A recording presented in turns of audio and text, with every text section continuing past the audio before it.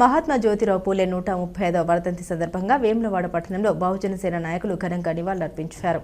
రాజన్న సిరిసిల్ల జిల్లా బహుజన సేన ఆర్గనైజేషన్ కార్యాలయంలో ఏర్పాటు చేసిన కార్యక్రమంలో పూలే చిత్రపటానికి పూలమాల వేసి గౌరవం తెలిపారు. ఈ సందర్భంగా బహుజన సేన జిల్లా అధ్యక్షుడు జింకా శ్రీధర్ మాట్లాడుతూ మహాత్మా జ్యోతిరావు పూలే భారతదేశంలోనే తొలి సంఘ సంస్కర్త, అణగారిన వర్గాల హక్కుల కోసం, శ్రీ విద్య అభివృద్ధి కోసం అపారమైన సేవలు చేశారు. తన భార్య సావిత్రిబాయి పూలను దేశానికి తొలి మహిళా ఉపాధ్యాయురాలుగా తీర్చిదిద్దిన మహోన్నతుడు అని అన్నారు. ఈ కార్యక్రమంలో బహుజన సేన వేములవాడ మండల అధ్యక్షుడు నేదురి శ్రీకాంత్, మల్లారం హరీష్, నేదురి రాజు, కట్కూరి నిఖిల్ తదితరులు పాల్గొన్నారు. అణగారిన వర్గాలకు ఆశాజ్యోతిగా, మహిళలకు విద్యను అందించడం కోసం తన భార్యనే ఉపాధ్యాయురాలుగా తీర్చిదిద్ది భారతదేశంలో ఉన్న మహిళలకు చదువును అందించడం కోసం అహర్నిశలు శ్రమించిన మహోన్నతమైన వ్యక్తి.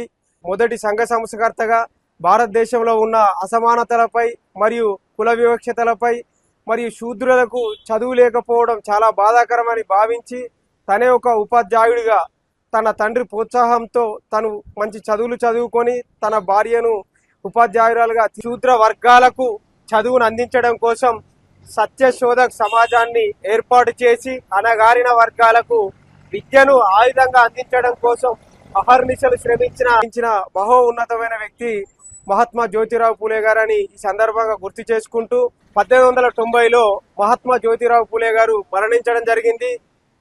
తరువాత సంవత్సరం అంటే ఏప్రిల్ 14, 1891లో జన్మించిన డాక్టర్ బిఆర్ అంబేద్కర్ గారు మహాత్మా జ్యోతిరావు పూలేను తన గురువుగా భావించి వారి యొక్క ఆశయ సాధనకు తను ముందుకు తీసుకెళ్లడం జరిగింది. భారతదేశంలో ఉన్న అసమానతలపై అల్పెరగని పోరాటం చేసిన మహాత్మా జ్యోతిరావు పూలే గారు ఆలోచన విధానం, వారి యొక్క స్ఫూర్తి నేటి సమాజానికి అందించాల్సిన అవసరం ఎంతైనా ఉంది.